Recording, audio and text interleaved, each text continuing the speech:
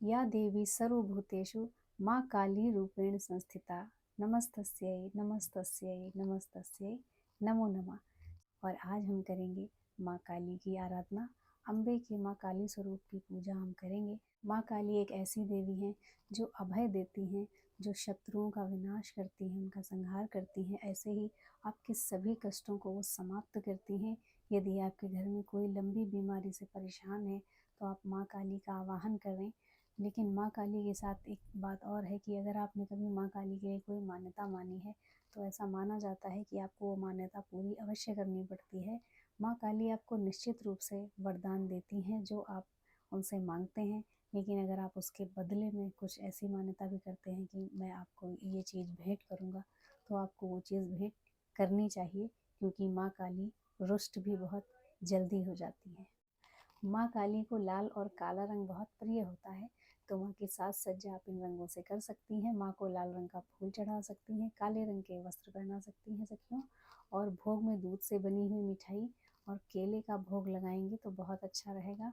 माँ काली की उत्पत्ति कैसे हुई, इस संबंध में एक पौराणिक कथा है, वो मैं आपको सुनाती हूँ। कि पुराने समय में एक राक्षस था जिसका नाम दारुक था। तो दारुक ने ब्रह्मा जी की तपस्या करके और उनसे ये वरदान पाया था कि उनका वध किसी स्त्री के हाथों ही होगा और कोई उन्हें नहीं मार सकता। तो ब्रह्मा जी से ऐसा वरदान पाकर दारुक जो है वो निरंकुश हो गया और उसने पूरी दुनिया को, संसार को परेशान करना प्रारंभ कर दिया।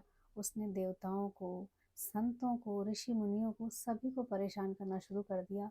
और जितने भी यज्ञ हवन इस तरह के आयोजन होते थे, धार्मिक कार्यक्रम, वो सारे ही उसने बंद करवा दिए। और हर तरफ सारी प्रजा, सारे लोग, सारी संसार की जनता त्राही माम करने लगी। इस समस्या से परेशान होकर सभी देवता इकट्ठे होकर महादेव जी के पास गए और उन्हें अपनी समस्या बताई, और साथ ही साथ उस वरदान के विषय में भी बताया जो दारुक को ब्रह्मा जी से मिला था, यानी कि उसकी मृत्यु सिर्फ किसी स्त्री के हाथों हो सकती है। महादेव मन ही मन मुस्काए और उन्होंने माता पार्वती की तरफ देखा। माता पार्वती समझ गई कि भोलेनाथ मुझे यही कह रहे हैं कि हे कल्याणी, आज तुम्हारी आवश्यकता है। और उसी समय माँ अम्बे का एक अंश भगवान शिव में प्रवेश कर गया, जो उनके कंठ से, यानी उनके गले में विष था, तो उस विष की विकरालता को लेकर उनके गले से ही उत्पन्न हुआ, गले से ही बाहर आया, गले से ही अवतरित हुई माँ काली भगवान भोलेनाथ के। और उसी समय वो घोर गर्जन करते हुए आगे बढ़ने लगी। जो भी उनके रास्ते में आता उसको मारती काटती वो आगे बढ़ रही थी। उनके एक हाथ में खप्पर था और एक हाथ में खड्ग था। वो एक हाथ से संहार करती थी शत्रुओं का और खप्पर में उनका रक्त इकट्ठा करती थी, और कभी उससे स्नान करती थी, कभी उसको पी जाती थी। इतना विकराल उनका रूप बताया गया। माँ काली का ऐसा रूप देखकर भगवान शिव जी ने भी अपना तीसरा नेत्र खोल दिया, जिसकी वजह से माँ काली ने और विकराल रूप धारण कर दिया। माँ काली राक्षसों का संहार दुगनी ऊर्जा से करते हुए आगे बढ़ती जा रही थी, और एक एक करके उन्होंने सारे राक्षसों का, सारे दैत्यों का संहार कर दिया। लेकिन हुआ क्या कि काली माँ को अब रोकने वाला कोई नहीं, काली माँ रुक ही नहीं रही, वो तो आगे ही बढ़ती जा रही, आगे ही बढ़ती जा रही।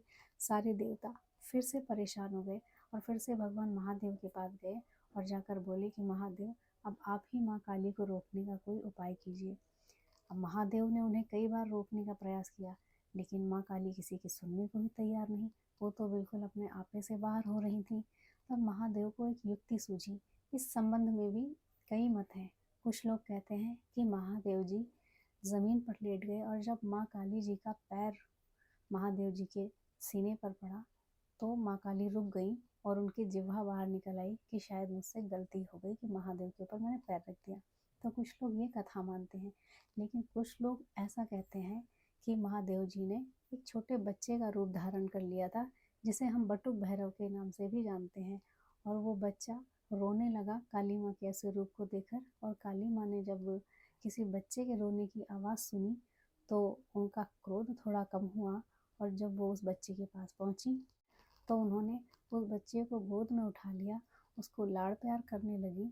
तो उनका क्रोध सारा समाप्त हो गया और उनके अंदर वात्सल्य भाव जागृत हो गया, और इस तरह से काली माता पुनः अपने रूप में आ गईं और माँ अम्बे के रूप में फिर से पूजी जाने लगी। तो ये थी सखियों महाकाली की कथा। आपको कैसी लगी ज़रूर बताइएगा। जय माता दी।